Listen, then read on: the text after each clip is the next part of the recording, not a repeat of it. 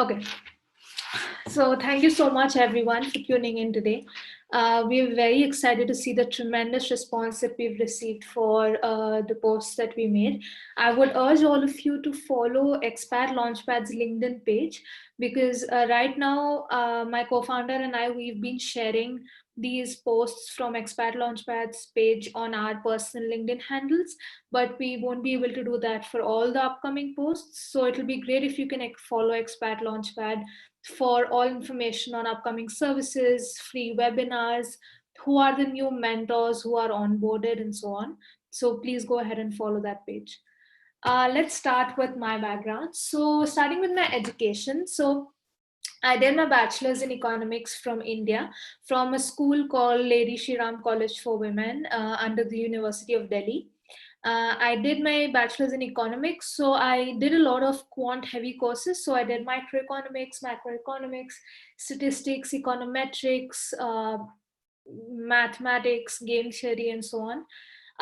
And this particular degree was sort of navigating me to make a career in economic research or do a PhD in economics. However, I did not see myself doing that. And I felt that I would fit a career in finance or strategy or some sort of business management field better, which is why I took a course on finance. And through that course, I learned a lot about finance, but I definitely wasn't clear about all the fields under finance. So you need to understand that even within an overarching field like finance, there are multiple jobs that you can work in. So you can work in banking, risk advisory, you can work in valuations, real estate, infrastructure, private equity, in other forms of investing. So there's a varied subsectors within each large sector, and you need to understand that before you decide what kind of job you want to take. Because I was sure that I wanted to focus on finance and figure out fields under finance, but also get an exposure to strategy and other fields, I did a master's in management. I applied to various schools in Europe and the US, and I got a scholarship from ESSEC Business School in France, which is why I chose ESSEC. At ESSEC, I did not restrict myself to finance courses only. Of course, I did courses like financial markets, corporate finance, and private equity. But I also pursued really different courses like strategy, entrepreneurship, marketing, digital strategy, and marketing, which helped me get an overall picture and understand the exact field that I wanted to work in. I would say it's very, very important to zero down on the field that you want to work in. And the two tools that I personally use the most, and I would suggest that you use the most as well, would be first reading up a lot online.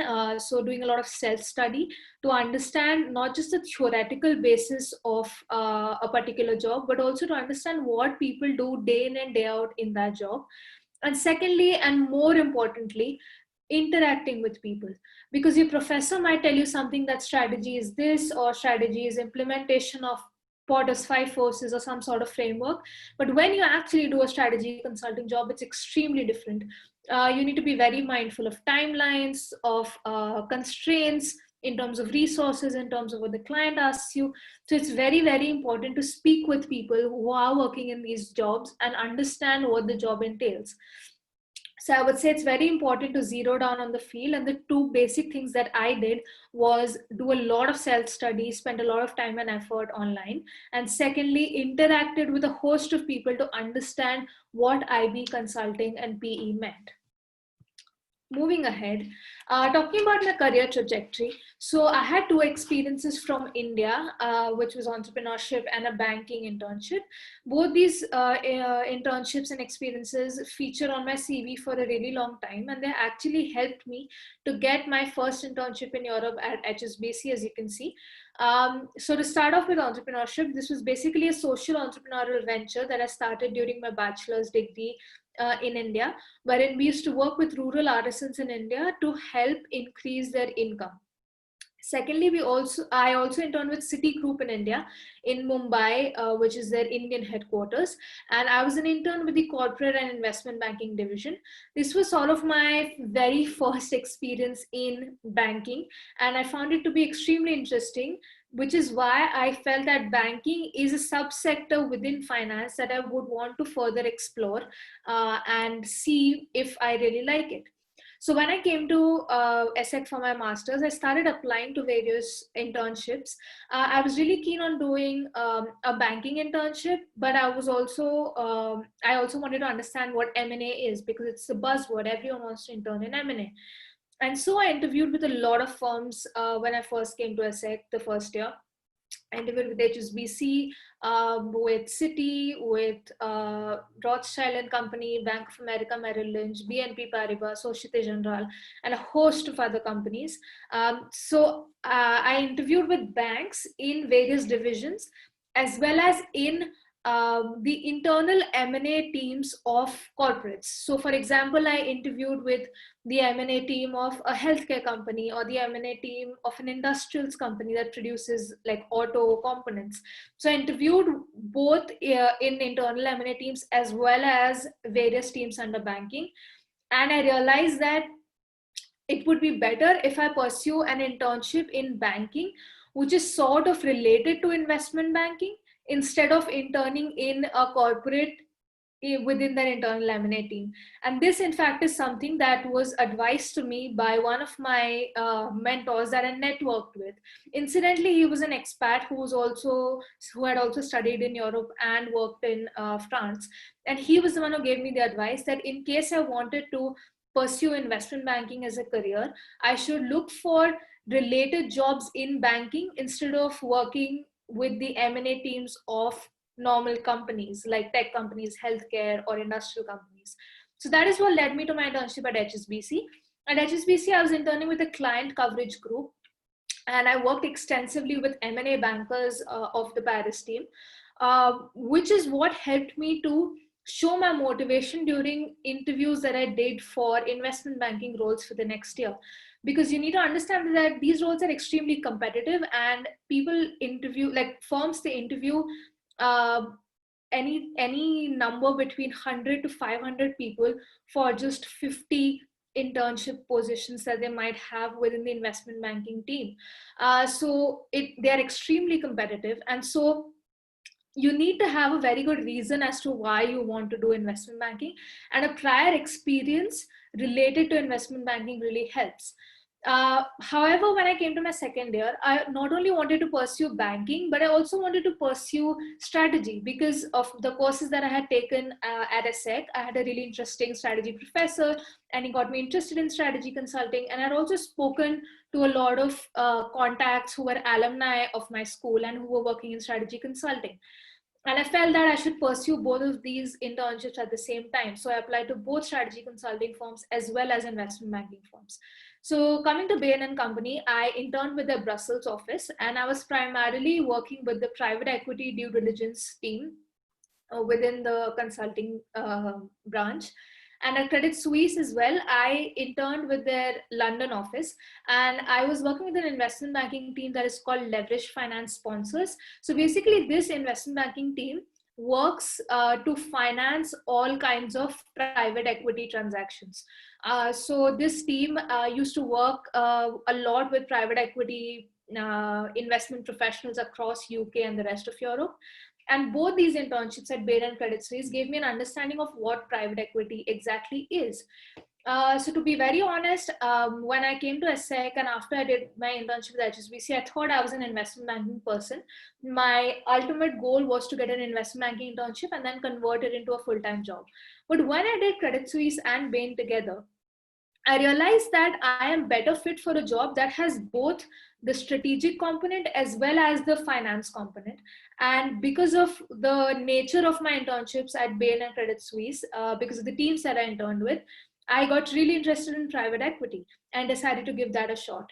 So for the next year, I interviewed with a host of private equity firms. I interviewed with the Blackstone Group, Rothschild Private Equity, Goldman Sachs, Terra Firma, and various other private equity funds that through networking I figured out were hiring for analyst positions. And luckily I chanced upon Goldman Sachs and I did that internship. And because I did an internship with Bain and Credit Suisse, I feel like I was able to convert my internship at Goldman Sachs into a full-time offer. and I'm going to join them full-time in 2021 as a private equity analyst. Coming to my approach. So I would say if I had to summarize my approach in very simple terms, it would combine of four things. The first one is zeroing down on the field. Like I mentioned, it's extremely important to zero down on the field so that you can have a targeted approach when you're applying.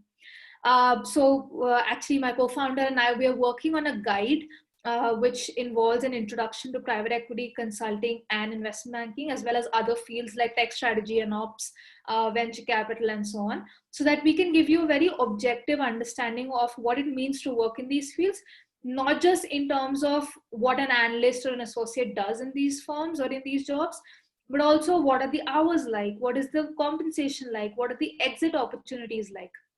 So we are working on this guide, and hopefully we'll be able to share it with all of you very soon. Secondly, networking and attending events. I attended a host of events during my first and second year, which was sort of like the building block years leading up to my experience at Goldman Sachs. For example, I attended an event called, a women's event called Future Women's Leaders Program at the Blackstone Group, which is the biggest private equity firm in the world. I also attended a lot of other spring events and meetings that all bulge bracket banks do. For example, like HSBC has one, Credit Suisse, Deutsche Bank, Morgan Stanley, JP Morgan, Goldman Sachs, all of these have spring events, and they provide a very good footing because you are essentially showing the company that you are extremely interested in working with them. So even networking at attending events is a very complex process, and I think I learned it the hard way. And we are also working on another guide based on personal tips on networking and all the events that you can apply to, which will provide you a good footing into the investment banking strategy consulting world. Thirdly, build your profile. So the unique characteristic of the European market is that most of the people that you will see start full-time as in strategy consulting, investment banking, or investing, they have 2 to 3 internships or even more internships under their belt. This is just the nature of the European job market, because most of the candidates who are non-UK based, they have a master's degree. So they've done a lot of good internships. And that is the exact strategy that I followed as well. I built my profile in a way that I had good brand names, but also relevant experiences, because I was able to work in industries close to private equity, which enabled me to get the internship at Goldman Sachs, and then also helped me immensely in converting the internship at Goldman Sachs. And finally, preparing beforehand. This is extremely, extremely important. I learned it the very, very hard way, because I waited till I got calls in my first year of master's and then started preparing, and that was a horrible idea. And I messed up a lot of interviews because of that. So it's very important to find the right resources first, because you're going to be spending tremendous amounts of time reading through these and also preparing beforehand. This serves two purposes. Not only are you well prepared for interviews, but secondly, you also realize, can you do this job on a daily basis? For example, if you're applying for M&A interviews, then I expect you to sit down and understand what DCF, precedent transactions, and multiples are. So once you've understood these things, you need to realize that, can I do these processes? Can I crunch numbers on an Excel model to do a DCF till 2 or 3 in the morning, day in and day out? If I can, then I'm well cut out to be a banker. If I can't, then I should not waste time, shift focus, and find something else that I find interesting and more in line with the kind of lifestyle and the kind of career that I want. Then coming to the challenges that I face, and I know every expat faces, the first one is language barriers. There are immense language barriers in countries like France, Germany, Italy, and some also in like Brussels or Netherlands, although these are better countries to work in. So Netherlands and Brussels and the UK are better countries to work in. Secondly, visa restrictions, especially for the years that I was applying. For example, in UK, Asians needed to have visa sponsorship, which automatically got me excluded from a lot of jobs because I'm Indian. However, the visa restrictions for the UK are changing now, but we don't have much clarity on how they're changing because it's the very first year.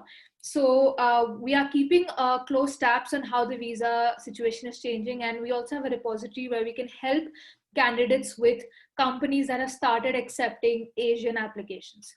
Thirdly, access to resources. As I mentioned, I spent tremendous amount of time understanding the material and going through the material before all the interviews that I cracked. It's extremely difficult to find good resources because most of the resources either don't encompass all aspects that you should know, or they are extremely long and they're like those corporate finance books which are like 800 pages long, this thick, and you can't sit through them. Or some of them are too theoretical and nobody is going to ever ask that to you in the interviews, and does not include the practical questions which people actually ask in interviews. And so I spent a lot of time. I would say it took me 2.5 years to actually collect very good materials for cracking interviews in these three fields. The final and most important challenge that I faced was mentorship. It is very difficult to find expat mentors in Europe because most of the alumni that I reached out to were from the EU itself. Alumni are extremely helpful, but an expat alumni knows the exact struggle that you've been through. Most of the times, when I incidentally chanced upon an alumni who was an expatriate as well, he or she definitely helped me out, be it in the form of a referral, be it in the form of really good resources, be it in the form of interview questions. They've always helped me out because they were expats and they've been through the same thing before. And there have been times when the interview questions that they told me on call while giving me advice was the exact interview questions that I received when I went to interview, because maybe I got the same interview, or I got someone from their team who was looking for a similar fit in their future intern. So it's very, very important to have a mentor who can guide you through these things and especially advise you on how you can circumvent or get over the challenges that they faced as well. So what is Expat Launchpad? It is a combination of all the experiences and the knowledge that we've gained so far in our journey. And we want to pass that knowledge on to you to make your lives slightly easier in navigating the European job market. So my co-founder, as you can see, is Abhinav Rajput, who's a fellow student at ESSEC. And he's going to be starting his full-time job with Strategy, and which is a consulting firm, and it's the largest consulting firm in the Middle East. And he's going to Dubai to start his full-time job. So what services are we planning to launch under this initiative? The first one is free webinars with expat mentors. We have an incredible lineup of expat mentors. Some of them are people that I met during my internships who were also fellow expats and who braved challenges to get through the jobs and internships that they did. In fact, when we posted about Expat Launchpad on our LinkedIn pages, we got a very good response from expats who could be potential mentors as well, not just students who were interested in the services, but also amazing expats. So we have a repository right now, and we're constantly adding to it, and we're looking at ways to onboard these mentors so that they can provide advice to you based on their area of expertise. Secondly, we want to do CV and cover letter review. I can't stress enough on this point. I definitely underestimated the amount of time it takes to edit your CV and cover letter and make it presentable to recruiters. It's not the fact that you do multiple edits, it's the fact that you send it to multiple people who keep doing multiple edits before you get something that's presentable to recruiters. And I went through at the very minimum 20 edits to my CV and my cover letter from different people. And now I have a proper understanding of what my CV and cover letter should look like. Because when I went into these internships, I actually asked my analysts, associates, and VPs, what do they look for in candidates that they want to hire? And I think finally, after so much time, I have an understanding of what a CV and cover letter should include. Thirdly, we're also looking at one-on-one calls with expat mentors for advice. So this could be advice on anything starting from an overarching application strategy for you. Secondly, to finding job openings for English-speaking students. So maybe you want to work in Germany and you're interested in consulting or strategy, but you don't know which firms accept English-speaking students. So we actually have a repository of all the companies that our expat mentors interviewed with, so that you are aware of all the firms that are looking for English-speaking students. It could also be about creating a timeline, because as you might know, a lot of their companies release their analyst applications at the same time in the year. All the banking firms release it in the period of May to August, and they end in November. So you need to be aware of the timelines and prepare well in advance so that you are one of the first people to apply and you get noticed by recruiters. So it can be about anything related to your application, and our expat mentors will provide you advice on that. Beyond that, we also want to give you access to resources for interview prep. As I mentioned, it's difficult to find resources, and we've aggregated very good resources over these 3 years, and we're constantly adding to our resources from our new expat mentors as well. So we want to give you access to that. Then we, as I mentioned, my co-founder and I are working on a guide, which will be an introductory guide for IBP consulting, and we're also adding other sectors to it, like tech strategy and ops, VC, working in other investment management roles, and so on. And that will also contain a list of the companies that our mentors interview with.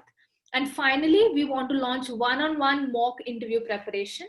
So these will be like actual real-life interview style sessions that our expat mentors will take for our students. So for example, if you're interested in strategy consulting, and I am an expat mentor who's had an offer from Bain & Company. So I will sit down with you and I will give you a 1-hour strategy consulting interview. So I'll start with a 10 to 15 minute fit interview, then a 30 to 45 minute case interview, and then a final 5 to 10 minutes wherein you as a candidate can ask me as an interviewer questions. What people don't realize is that each part of this interview is important. Your interviewer is not judging you only on your case skills or only on your fit, but every aspect. I mean, I've had friends who have been rejected because the final segment of the interview, wherein the candidate asks a question to the interviewer, wasn't good enough. Like they've received feedback saying that their questions weren't interesting enough, or they asked the same set of questions to each interviewer back to back. And so it's very important to genuinely sound interested in the work that is done by the company, and also be genuinely interested and sound like you're genuinely interested, and also that you fit into the company in addition to the commercial skills that you need to be a good strategy consultant. So we have mock interviews for each field that you prefer. If you want a private equity style interview, our expat mentors will do that. If you want strategy, we could do that. So we'll prepare you for interviews in the same kind of environment. So you also learn stress management and managing weird or bizarre questions during an interview, and you are prepared for everything that the interviewer throws at you. So finally, we come to the next steps. The next step is going to be a webinar that's going to be hosted by my co-founder, Abhinav. So Abhinav has actually interned with Societe Generale, which is one of the largest banks in Paris, in the tech innovation team. And he was also an apprentice under BNP Paribas, which is the largest French bank. BNP Paribas, under this apprenticeship agreement, actually gave him a full tuition fee scholarship for his master's degree at ESSEC. So his entire tuition fees were paid by BNP. And he's very keen in tech strategy and ops and strategy. So he's going to intern with Axel Springer in Berlin with their VC and investment management fund. And to pursue his career in management consulting, he is heading to Strategy and Dubai as an associate. Strategy and is one of the largest strategy consulting firms in the Middle East. So very excited for Abhinav to address some specific questions that you might have. And we are also looking to add a Q&A session for the next webinar that we have. Finally, thank you so much for tuning in for this session. Please fill up this Google Sheet link that we have here. We are going to post this link on the Expat Launchpad LinkedIn page, on our personal handles, so Abhinav and my personal handles on LinkedIn, as well as on the website. So we're going to post this link everywhere. This is basically a list of all the services that we are providing. So we want you to give your name, email ID, and select the exact services that you want. And once we have that, we will reach out to you with the next steps. Be rest assured, we'll help you completely based on whatever service you choose, and we will get you the relevant expat mentors that you need. As I mentioned, we are in the process of onboarding amazing expat mentors right now. That's about it. Thank you so much for tuning in. We are working incredibly hard, and we're extremely thankful for the tremendous response that we received. We're working on the guides, we're working on onboarding mentors, we're working on creating resources, we're working on setting up the mechanism to do calls with you and understand what you really want out of your career.